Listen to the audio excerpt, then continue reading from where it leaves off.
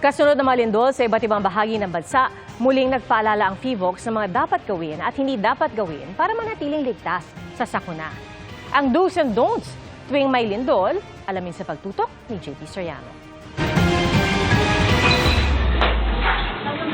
Sa mga nagdaang lindol sa Cebu, Northern Luzon at sa Davao Region, kita sa ilang video ang mga kababayan nating nag-duck, cover, and hold. Ito ang rekomendasyon ng PHIVOLCS na dapat gawin kung abutan ng lindol. Pero napuna rin ng PHIVOLCS ang iba na sa halip na mag-duck, cover, and hold ay tumakbo palabas habang lumilindol. May mga nakikita tayong mga adults sa Cebu, sa Davao also, na nagtatakbuhan during the shaking, which is hindi natin nire-recommend yan kasi ang sinasabi natin, if there's a strong shaking, you stay put, you do the duck, cover, and hold. Paalala ng PHIVOLCS habang lumilindol, huminto at protektahan ang iyong ulo. Kapag nagtakbuhan daw kasi, imbis na pagbagsak ng mga debris, mas may peligro ng stampede o ipitan sa dagsa ng mga tao. Kasi kung tatakbo ka during the shaking, pwede kang matumba. And yung kasunod sa'yo, sumunod sa'yo, pwede rin matumba. And then yung magpapile up na yung mga bodies. So, hindi rin inirekomenda ng PHIVOLCS ang pagpanik sa mas mataas na palapag kapag yumayanig. kasi kung during the shaking, aakyat ka, tas, yun na, dahil natatakot ka na bumagsak yung building, ganun din, yung building magbabagsak yan during the shaking. It's not after ka nakarating sa taas and saka yan babagsak. At pag tumigil na yung pagyanig o paggalaw dahil sa lindol, sabi ng PHIVOLCS, huwag niyo na raw pilitin pang umakyat sa mas mataas na bahagi ng building. Sa halip, bumaba na agad sa fire exit o sa exit para makalabas ng mabilis pero maingat sa inyong building. Pero kung sakaling huwag naman daw sana abutan ko ulit ng aftershock, mag-duck, cover, and hold at magtago sa mas matibay na bahagi ng gusali gaya ng sa ilalim ng pintuan. Kung abutan ng lindol sa labas o kalsada, ipinapayo pa rin ng PHIVOLCS ang duck, cover, and hold at huwag tumakbo. Iyakin lang na malayo sa poste o puno na pwedeng bumagsak. Paano naman kung abutan ka sa loob ng sasakyan? Doon ka muna sa car and then stay there. And then once the shaking stops again, pwede ka nang but you have to stop the car. Kung sa dagat ang epicenter ng lindol, posibleng magdulot ito ng tsunami. Kaya sa mga nakatira sa tabing dagat, lumayo at lumikas na agad. Senyales ng tsunami kapag nakitang umatras ang tubig at may malakas o kakaibang natural sound o tunog sa dagat. Takbo ka na kaagad to a higher place. Huwag nang mag-Facebook Live. Ang ginawa pa, parang nag-Facebook Live pa yata, which is, paano kung bumalik yun as tsunami wave and mataas yung alon? Para sa GMA Integrated News, JP Soriano, nakatutok 24 oras. Nagpapatuloy ang operasyon ng ating mga otoridad sa West Philippine Sea para sa pagbabantay sa ating teritoryo. At nakatutok doon live, si Pam Alegre. Ma'am. Ivan, nagpapatuloy ang joint operation ng BFAR at PCG sa West Philippine Sea. Partikular na ang pagbabantay rito sa Pag-asa Island.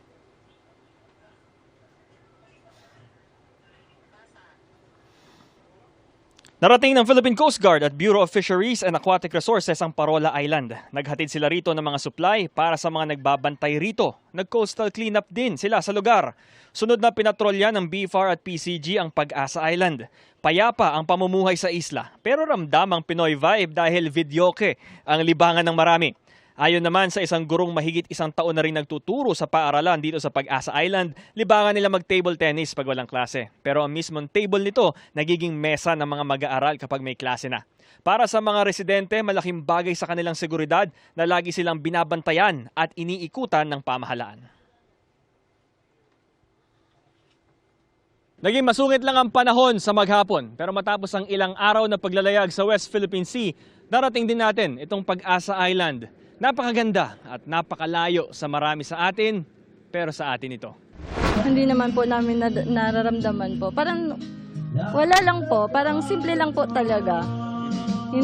Wala namang tension na mayroong ano po dito sa amin eh. Tahimik. Sir, na normal life lang, normal way lang ng life dito. Siguro sa mga sa mga fishermen natin, doon siguro nagkakaroon ng impact. Ivan, sa mga oras na ito ay biglang sumungit ang panahon dito yan sa Pag-asa Island. Live mula rito sa West Philippine Sea para sa GMA Integrated News, Bam Alegre, nakatutok 24 oras. Maraming salamat, Bam Alegre. Imbis po na mainis o magalit, naantig ang isang customer sa kwento ng delivery rider kahit matagal dumating ang kanyang in-order na pagkain. Yan ang tinutukan ni Bea Pinlac. Magkahalong pagod, gutom at inis ang naramdaman ni Jean matapos siyang maghintay ng halos 2 oras para sa in-order na pagkain.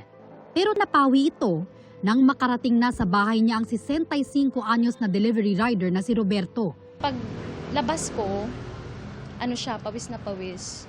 Tapos yung kamay niya, sobrang dumi. Tapos hinihingal.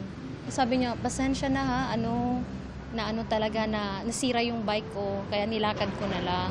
Sobrang nakakaduro. Trabaho namin delivery. So kahit late man, gusto ko ma-deliver talaga. Tumatak kay Jean ang kwento ni Mang Roberto, kaya naisipan niya itong i-post online. Naantig din ang puso ng libu-libong netizens. Ang dami talagang tumulong, kahit yung tigsi 50, 100, naipon siya ng naipon kasi ang dami talagang tumulong, sobra. Laking bagay talaga ito, may pagkain ka na sa mga araw-araw na darating eh. Makapagpahinga na ako, di na ganong naghahabol ng kuta. Ang una niya raw bibilhin, bagong bisikleta.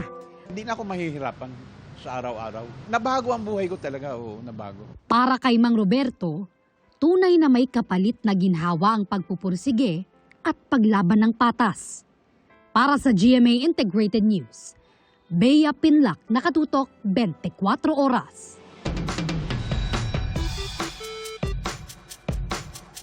Ang Pilipinas kabila sa tinatawag na Pacific Ring of Fire sa palibot ng Pacific Ocean. Matatagpuan dito ang pinakamaraming aktibong bulkan at seismic activity sa daigdig. Bakit nga ba madalas maranasan ng mga pagyanig dito? Kuya Kim, ano na?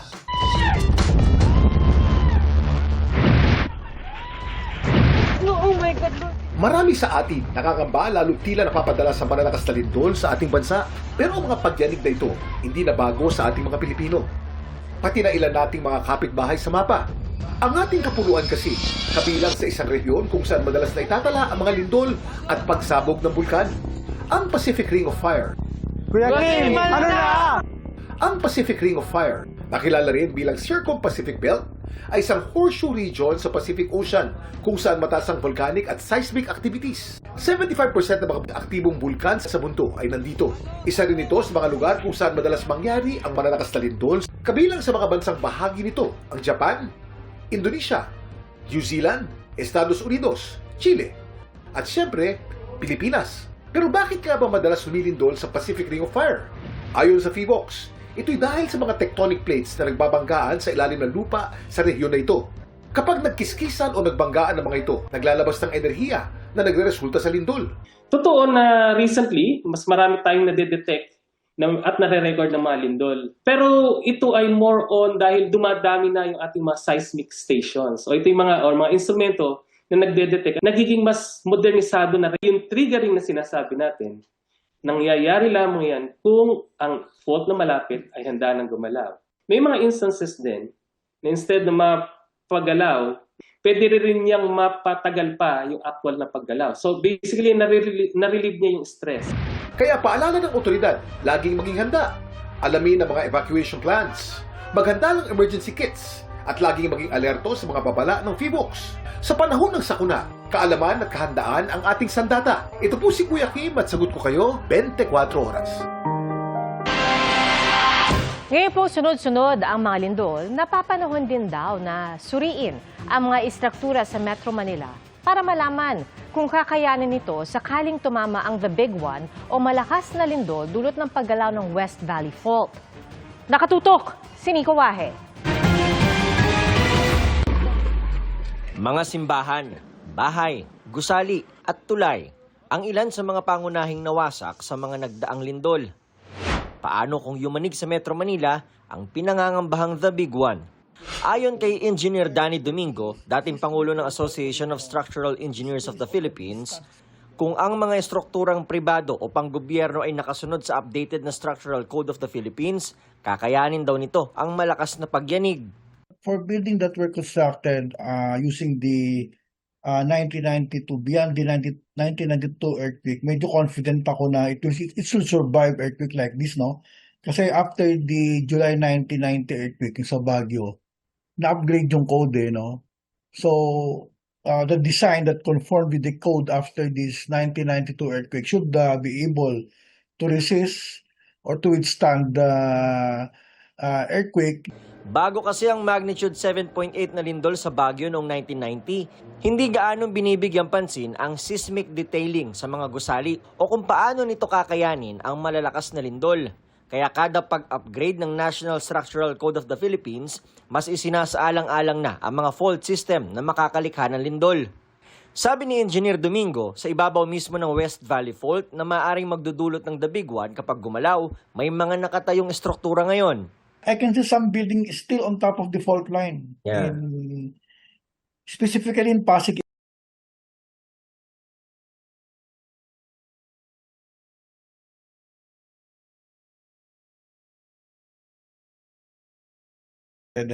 Naunang sinabi ng PHIVOLCS base sa pag-aaral na kapag gumalaw ang West Valley Fault na tumatawid sa silangan ng Metro Manila, mahigit 50,000 ang maaaring masawi at mahigit 100,000 ang masaktan.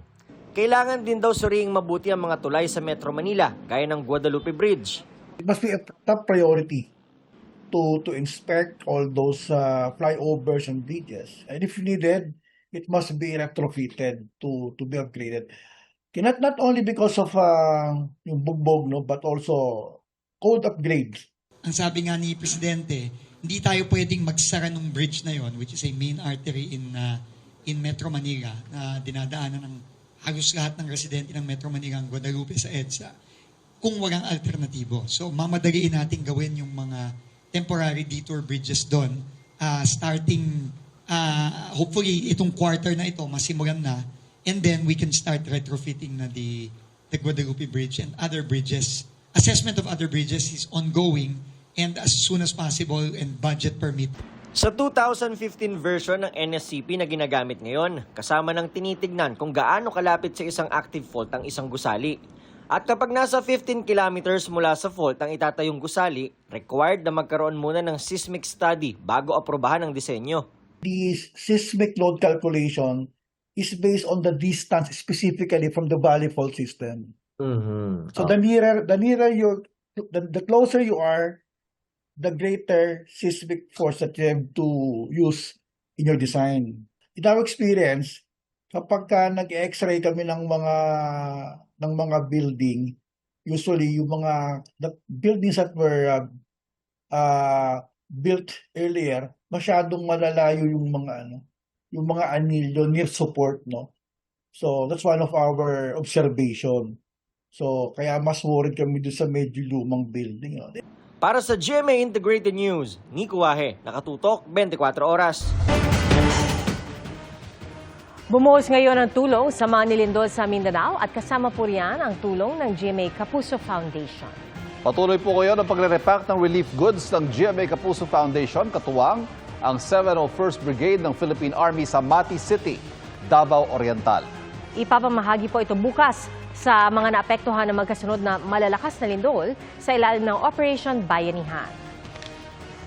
Sa mga nais magpaabot ng tulong, maaari po kayo magdeposito sa aming mga bank accounts o magpadala sa Cebuana Luwilier. Pwede rin online sa pamamagitan ng GCash, Shopee, Lazada, Globe Rewards at Metrobank credit cards.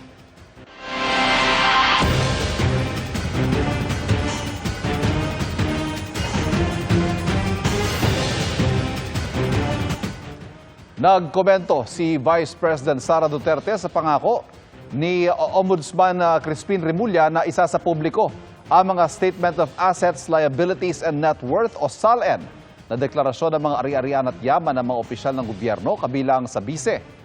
May sinabi din siya sa pagtatalaga kay Remulla bilang ombudsman.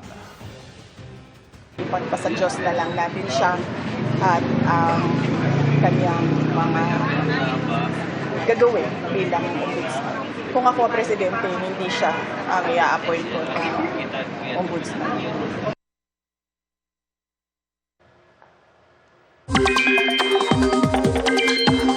Mga kapuso, dalawang weather system ang nakakaapekto ngayon sa bansa.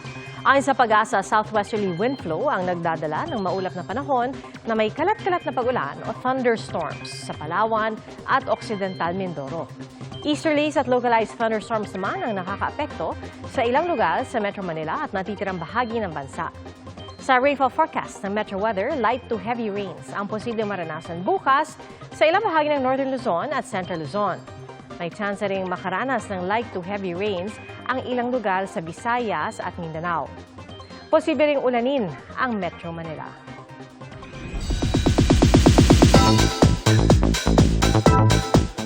Hindi naging madali ang pinagdaan ng heartbreak ni kapuso actress Carla Abellana. Pero may lumabas na balitang ikakasal na raw siya ulit. Ang sagot dyan ni Carla, alamin sa chika ni Athena Imperial. Sa mga nakalipas na araw, pinag-usapan online na malapit na raw ikasal ang kapuso actress na si Carla Abellana. Nang tanungin namin si Carla tungkol dito, kung totoo man po yun o hindi, of course that's part of my private life. I would like to keep it private. I invoke my right to self-incrimination. So I refuse to say yes, I refuse to say no. nasabi ni Carla dati na ayaw na sana niyang ikasal. Pero paliwanag ni Carla, that's coming from a person who's very wounded and broken. Of course, I'm a different person today than I was yesterday. Not before or yesterday. naging mahirap at matagal daw para kay Carla ang healing process mula sa heartbreak. Nakikipag-date pa rin daw si Carla at kung may kailangan man daw siyang i-reveal, siya raw ang magre-reveal in time. Ayoko na po ng showbiz. Kung feel ko pong exclusive po. Pero pag hindi po, gusto ko mag-enjoy. Kasi ako lang, depende kung sino pong ka-drive ko. Basta maayos na tao, wala pong tinatago. Athena Imperial updated sa Showbiz Happenings!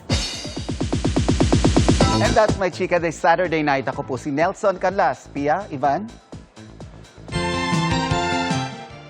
Thank you, Nelson.